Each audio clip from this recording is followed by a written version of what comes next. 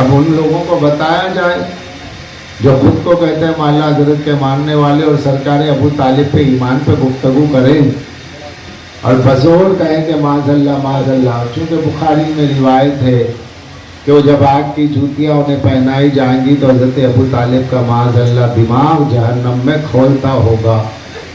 ایک روایتوں کو لے کر کے آپ اگر یہ روایتیں سچی ہے تو پھر نبی کے دل کو تکلیف کیوں ہوگی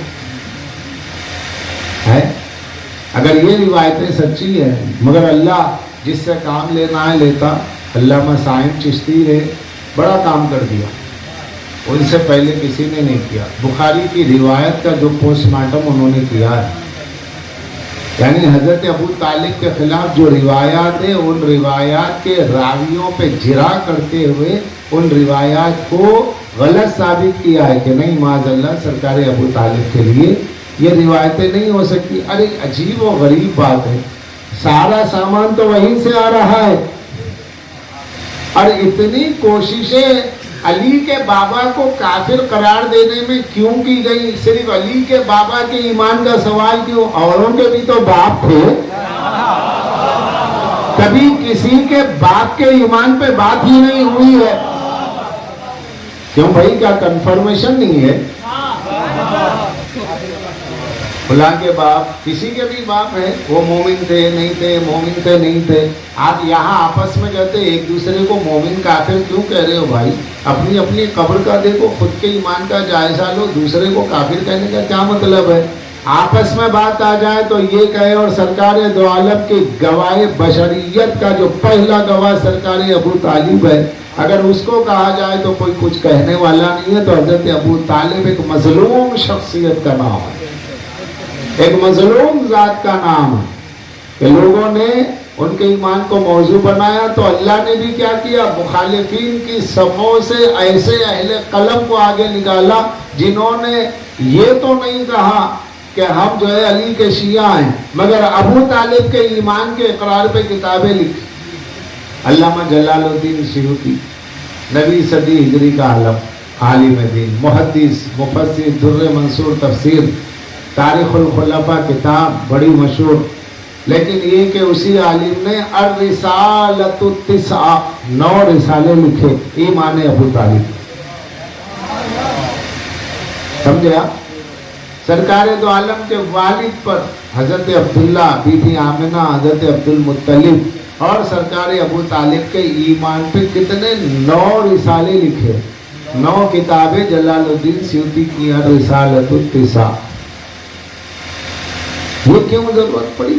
اس لیے کہ ایک خاص گروہ حضرت ابو طالب کو گواہ مصطفیٰ کو کافر ٹھہرانے میں بہت زیادہ کوشش کر رہا تھا.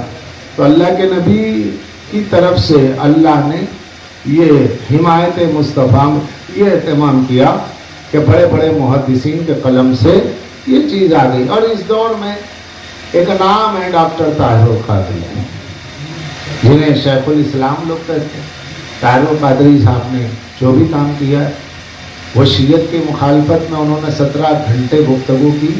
وہ اپنی جگہ ہے، ان کے ہر سوال کا جواب میں نے پہنچا دیا ہے، وہ یوٹیوب پہ بھی موجود ہے.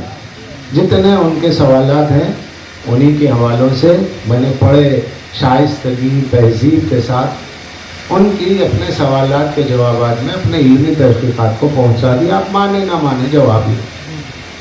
لیکن جب سرکار ابو طالب کا مسئلہ آیا تو طاہر القادری جیسی شخصیت کو بھی لکھنا پڑا کتاب القول الغالب فی ایمان ابو طالب، جس میں انہوں نے کہا کہ میں حضرت ابو طالب کے ایمان کو مانتا ہوں.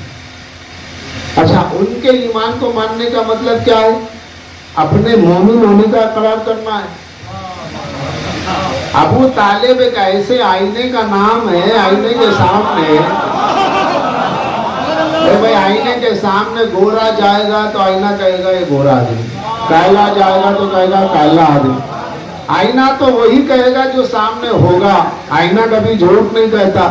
ابو طالب بھی کفر اور ایمان کا آئینہ ہے. یا کافر آتا ہے اپنے کفر کو دیکھتا ہے، مومن آتا ہے اپنے ایمان کو دیکھتا ہے. صلوات پڑھ دے محمد والے.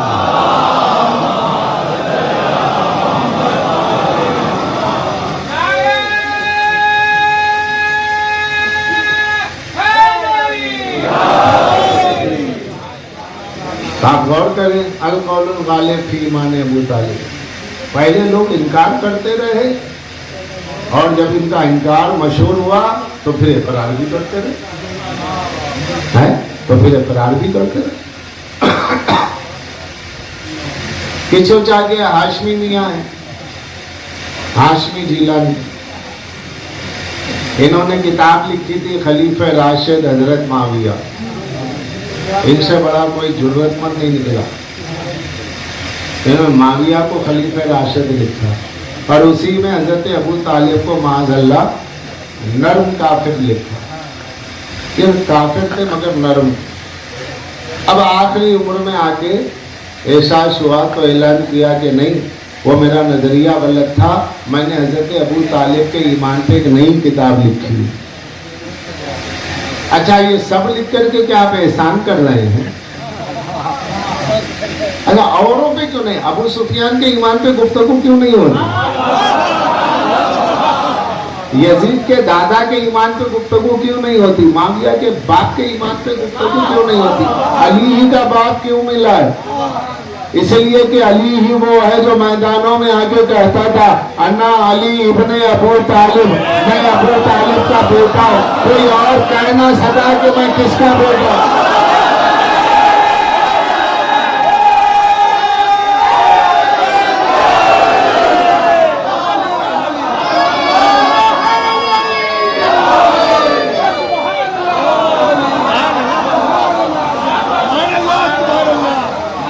سرکار ابو طالب کے لیے مولا نے ہر میدان میں کہا،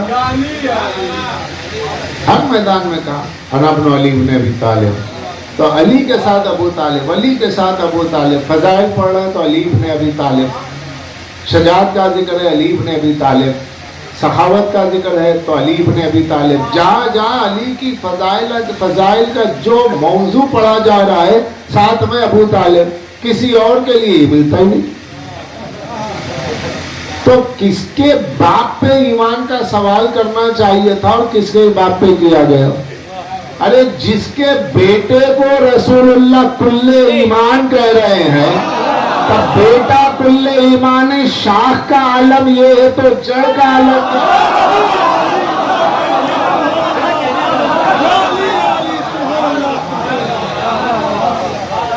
جب نسل کا ایسا عالم ہے تو اصل کا عالم کیا ہوگا؟